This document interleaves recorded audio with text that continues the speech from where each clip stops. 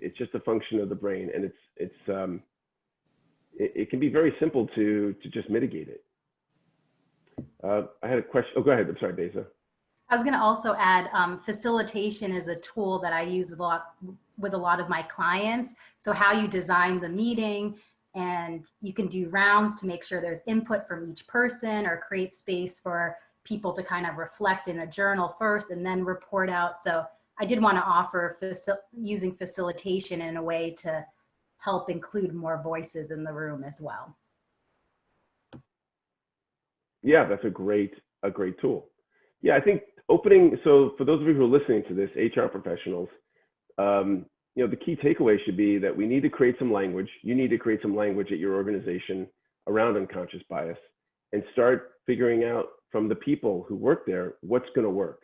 And you know, one technique that's used in restorative justice is that you make a list of everyone's name in the meeting, and everyone has to speak, right? So and everyone gets like a minute or two, so that you can kind of normalize who owns the room, right? Often in a room, it'll be the person with the loudest voice, like I was saying before. But that's one way of kind of mitigating that type of bias.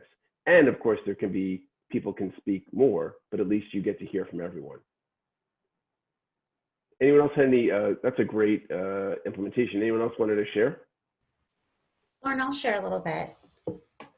Go ahead, Melissa. One of the things that I started to do in about the past year at work is actually ask that, so I have 2 teams that I run, and when we have regular meetings, and asking them to actually create the agenda items.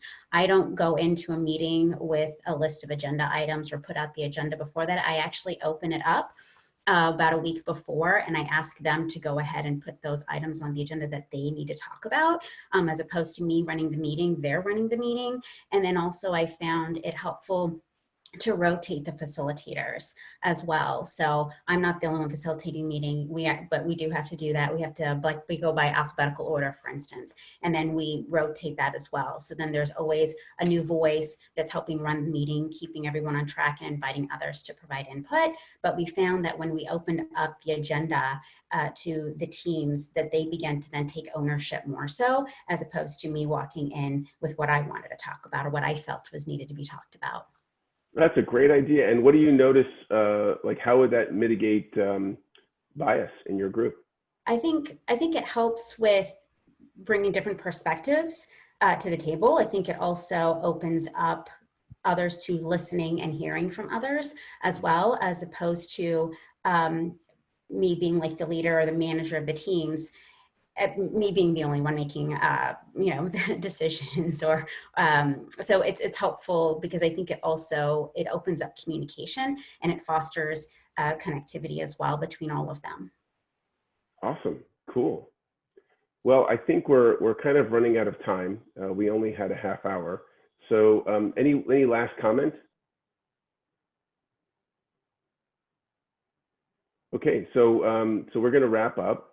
And I want to thank everyone in my audience for being here. Thank you so much. And for those of you who are watching, thanks so much for being here. I'm just going to finish up with the last couple of slides so that we get nailed down a few more things. So we know about the team actions to reduce bias. Also, you know, what's next? So if you're watching this, what's next for you, right? We have a variety of workshops that we offer, which I'm sure you'll have access to through HRCI. And my final tip, so first impressions, question them. Often they're the ones that trigger a bias response from your past. And the more we talk about and accept our own biases, the more we move this from the unconscious to the conscious. And we can absolutely mitigate any of the stigma and have great conversations. So thank you so much. I want to thank my audience once again, and you have a good rest of the day. Thank you, Lorne. Thank you. Thanks, Lorne. Thank you, Lorne. Thank you, Lorne. Thanks, Lorne. I always learn something new, so thank you.